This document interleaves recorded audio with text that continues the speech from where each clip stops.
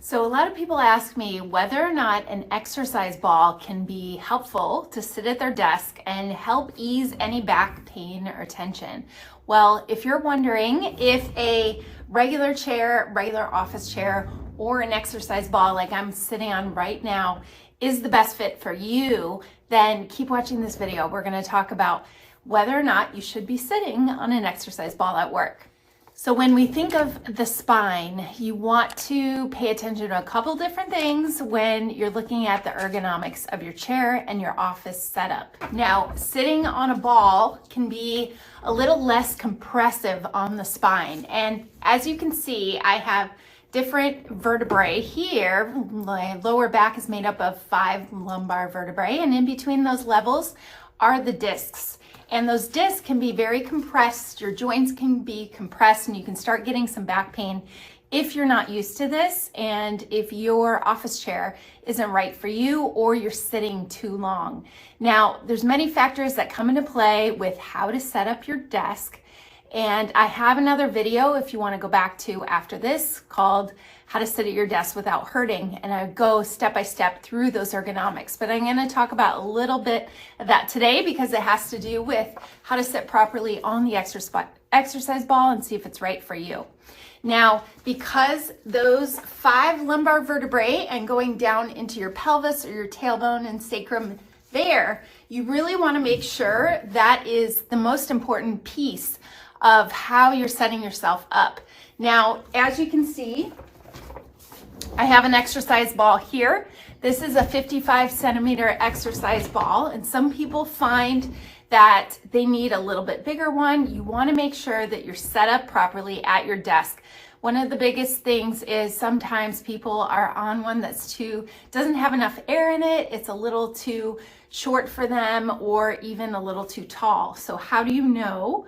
Well, the first thing you're going to do if you are wanting to sit on an exercise ball, it can be beneficial to be able to work through your core muscles and allow you to sit up nice and tall in the proper posture and alignment. But you want to make sure you have the right size ball.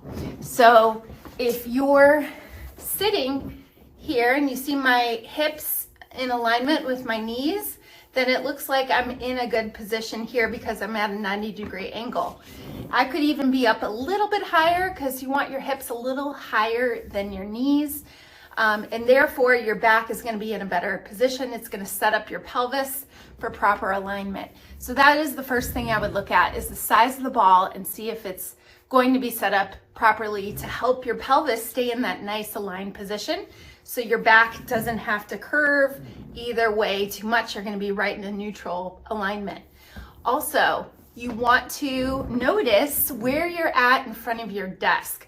Now, if your ball is too small and I pull myself up to the desk here, you can see in this position that my desk is higher than where I'm sitting. So I probably need to be up a little bit higher on a ball that has more air in it or a little bit bigger because you want a 90-degree angle from your shoulder to your elbow here, reaching your desk, not up here, because you can see that's what I'm going to do with my shoulders is lift my shoulders up toward my ears. So line it up with your desk and see if it makes sense, if it's high enough for you. So some of the other things that can be really helpful when looking for the right exercise ball to sit on, or if it's even right for you, if you trial this for about 15-20 minutes and your back starts bothering you, then it's telling you that your muscles probably just aren't ready for this. So you want to get in a more comfortable chair with a back support, or even roll up a towel and put that behind your lower back for a little more support, because those muscles around your core are endurance muscles and they're going to fatigue quickly if you're not used to something like this, and therefore the pressure can go right to your spine and cause some pain. Now, if you're really trying to sit in a nice proper alignment and engage the core muscles and use them to help you, this position, as long as it's not hurting after 15-20 minutes, then it can be good to use a ball periodically throughout the day. Now, would I use it all day, 7-8 hours sitting? No, absolutely not. The best thing to do is switch positions between standing and sitting and therefore you can have different load and compression on your spine, and you're not going to have the same type of irritation on your back. So the other thing to watch out for, we talked about proper position of the ball, making sure it's high enough or short enough for you, sits at your desk properly. And then also that you're not having pain after about 15-20 minutes sitting on it. The next thing that you want to make sure is that you're drinking a lot of fluids, drinking a lot of water. This can be very helpful for keeping hydration, keeping those discs nice and cushioned in your back, and therefore people that are dehydrated tend to lead to back pain, and this can be very important. So having water or something at your desk, and that'll make you get up and down from your desk more often because you'll refill your water bottle or you'll go to the bathroom. So the other piece of sitting on an exercise ball, it can be kind of fun to get more motion through your spine and take some breaks to exercise with it. So I can show you two things that you can actually do with that exercise ball when you're taking some breaks from what you're working on. So because I mentioned not sitting on it for longer than 30 minutes to 40 minutes at a time, you want to take breaks from that position on the ball. What you can do are a couple types of exercises that are going to work through your pelvis and engage your core muscles and just remind you how to use those muscles, engage them in a more active way. So the first thing that when you're taking a break at your desk, you can do little pelvic tilts back and forth. So you can see all I'm moving is my lower back and pelvis. If you think of your pelvis rocking in this position back and forth, that's basically what I'm doing on the ball. What that does is engage those deep abdominals, the ones right beneath your six-pack abs.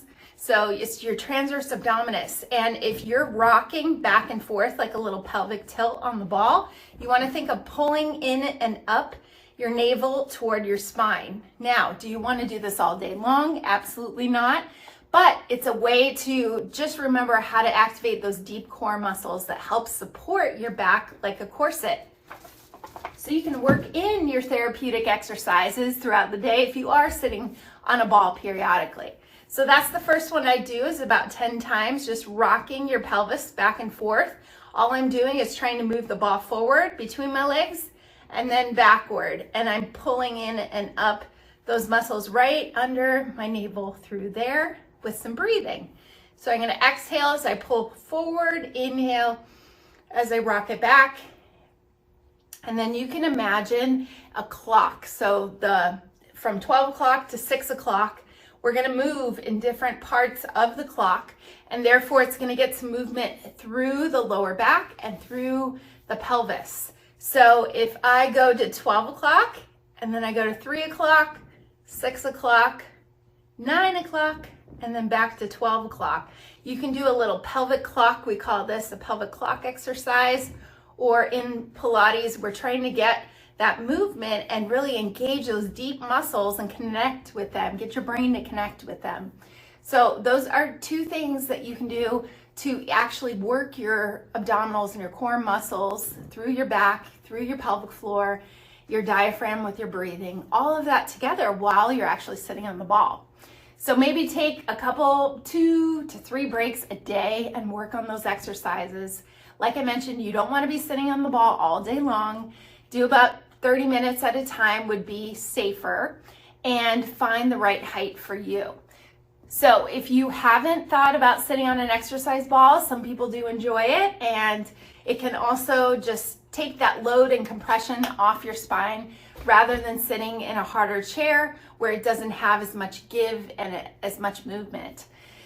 If you have questions about what type of chair or where to sit on a ball, other details about what you learned in this video, please comment below. I love to answer those questions.